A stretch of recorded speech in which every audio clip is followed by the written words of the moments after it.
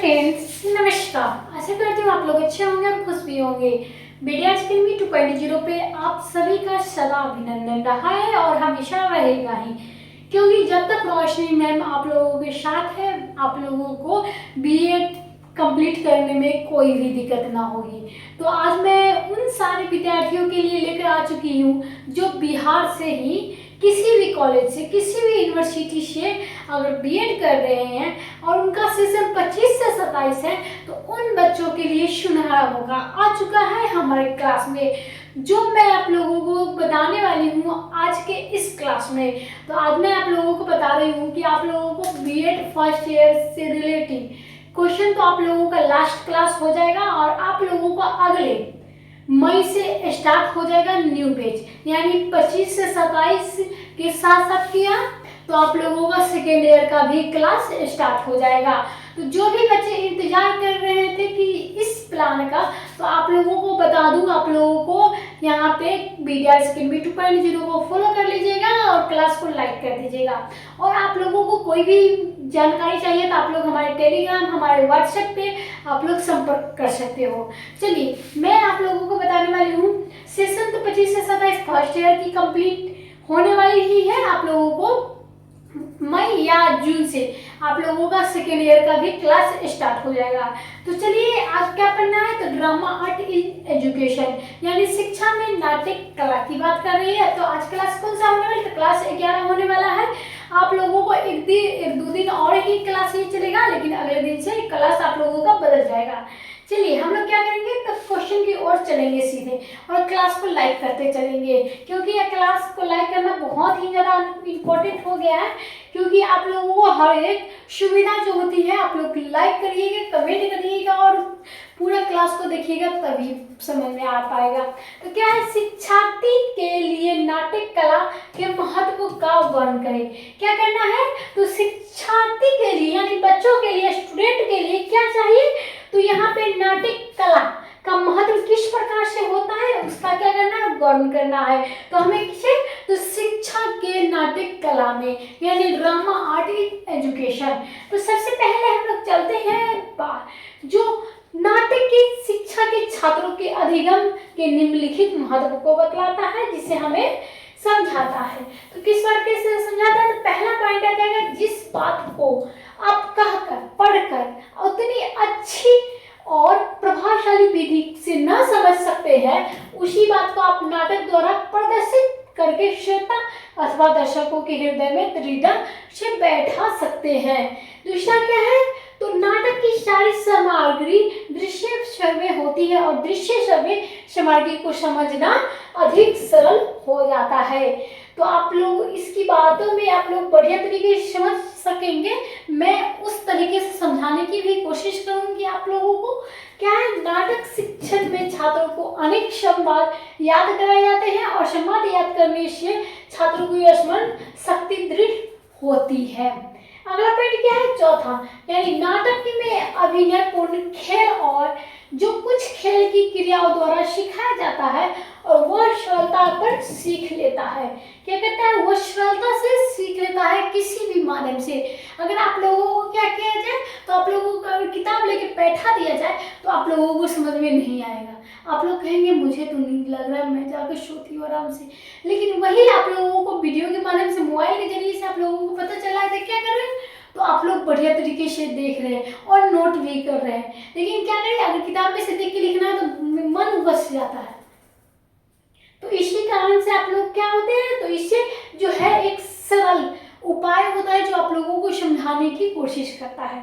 चलिए ना, पहला क्या है, नाटक में संवादों में ही प्रधानता होती है और नाटक में भाग लेकर उनका अभिनय करके अथवा उनको सुनने से छात्रों को शिष्टाचार पूर्वक वार्तालाप करने का तरीका भी आ जाता है और वो समझने लगते हैं कि किस प्रश्न किस प्रकार से उत्तर दिया जाता है और किस प्रकार से किसी भी से प्रश्न पूछना और किस प्रकार से गति तथा शक्ति से अपनी बात कही जाती है।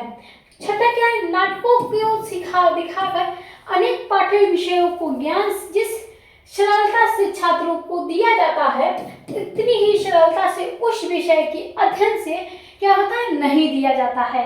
और उदाहरण के अनुसार जिस समय छात्र को समर्थ अशोक द्वारा कलिंग विजयों के विषय में अपनी इतिहास की पुस्तकों को ज्ञान प्राप्त करता है, उस समय घटनाक्रम का तो ज्ञान ही दिया जाता है, किंतु उस समय पोशाक, साधु संन्यासी और समाज की स्थापना आदि अनुमान उसे तभी होता है जब भारत का महान सम्राट अशोक एक बौद्ध सन्यासी के सामने नतमस्तक होता है और उसे अनुभव होता है कि मानवता के सामने उसकी कितनी पराजय हुई और उसका जो शौक हिंसा है उसकी निशानी तलवार को फेंककर प्रतिज्ञा करता है कि उसके राज्य में मानव तो क्या किसी जीव की हत्या भी करना अपराध मानी जाती थी। चलिए अगला पॉइंट हम लोग समझने की कोशिश करेंगे, जिसमें आप लोगों को छोटी छोटी करके आप लोगों को हर एक टॉपिक समझाने की कोशिश करूंगी। आप लोग क्लास को लाइक करते रहिए, क्लास को शेयर करते रहिए। चलिए 7वां पॉइंट क्या है, नाटकों को शिक्षण से छात्रों को मनोरंजन तो दिया जाता है, किंतु उनका उपदेश दिए जाते हैं कि कक्षा में पुस्तक के वीर बालक राखी की मर्यादा आदि एकांकियों की रचनाओं पर उदात्त भाव भरने के लिए की गई है। चलिए 8वां क्या है, आगे है जो छात्र नाटक में भाग लेते हैं, अभिनय में किए जाने वाले अंग संचालन हास्य विनोद से उनका शारीरिक विकास होता है, जिससे 9वें पॉइंट के हम लोग चलेंगे तो छात्रों के नैतिक उत्थान और चरित्र विकास का भी नाटकों का विशेषण स्थान है। 10वां क्या है, बालक करके सीखते हैं और सीखना ही शिक्षा की क्रियाशीलता है और सिद्धांत में नाटक में भाग लेने वाले छात्रों की वास्तुकला, संगीत कला और चित्रकला, मूर्तिकला आदि जैसे संबंधित क्रियाओं करते हैं, इसीलिए इन क्रियाकलापों को शिक्षा में उन्हें क्रियाशीलता सिद्धांत द्वारा दी जाती है। और प्रणव संजना, रंगमंच को तैयार करने में गति की तैयार करना आदि ऐसी बातों को जिनको छात्र स्वतः सिखा जाते हैं, किंतु आवश्यकता इस बात की है कि अथवा संवादों में अन्य पाठों की भांति अध्ययन किए जाते हैं। छात्रों को एकांकी नाटकों में भाग लेने की प्रोत्साहित किया जाता है और नाटकों को साज सज्जा तैयार करने के उत्तरदायित्व में उन्हीं को सौंपा जाता है। और अध्यापक में क्या कहते हैं, अध्यापक में वर्ग समझना है कि छोटे छोटे बच्चे इन कार्यों को संपन्न नहीं कर सकते हैं और उनकी भूल कक्षा 6, 7, 8 के छात्रों की इतनी क्षमता अवश्य होती है कि वह नाटक में खेलने के लिए सामग्री एकत्रित कर सकते हैं।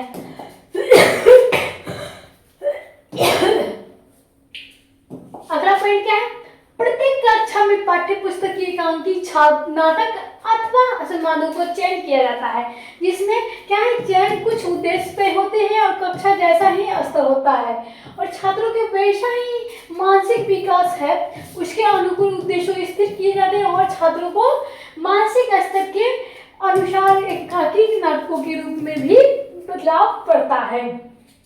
नाट्य कला एवं सामान्य उद्देश्य निम्नलिखित में से पहला पॉइंट क्या है, छात्रों के स्वस्थ मनोरंजन। मनोरंजन तो नाटक के अभिनय को ही देखकर होता है, किंतु अभिनय नाटक में ऐसे होते हैं जो मनोरंजन करते हैं और इसीलिए मनोरंजन नाटक की अथवा स्वाद के पढ़कर भी सीख सकते हैं और सुनकर भी अभिनय को देखकर इसी उद्देश्य में एकांकी अभिनय कराया जा सकता है और गहन अध्यात्मनिष्ठ पाठों को भांति उनका अध्यापन भी हो सकता है। इससे क्या होता है, तो इससे होता है आप लोगों को छात्रों में स्वस्थ मनोरंजन। दूसरा क्या है, छात्रों को अपने देश में संस्कृति, प्राचीन महत्व, गौरव, वर्तमान प्रकृति से प्रचलित कराना है।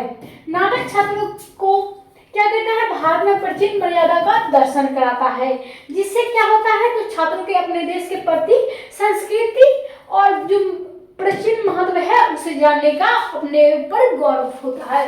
चलिए अगला क्या है, तीसरा, अपने देश तथा अपने समाज की बदलती हुई परिस्थितियों को छात्रों को अवगत कराना चाहिए, जिससे क्या होगा देश और समाज की आर्थिक, राजनीतिक, सामाजिक और सांस्कृतिक परिस्थितियों में निरंतर बदलती रहती है और छात्रों को उन परिस्थितियों को अवगत करने के लिए क्या करना होता है, नाटक के विद्या अत्यंत उत्तम मानी जाती है।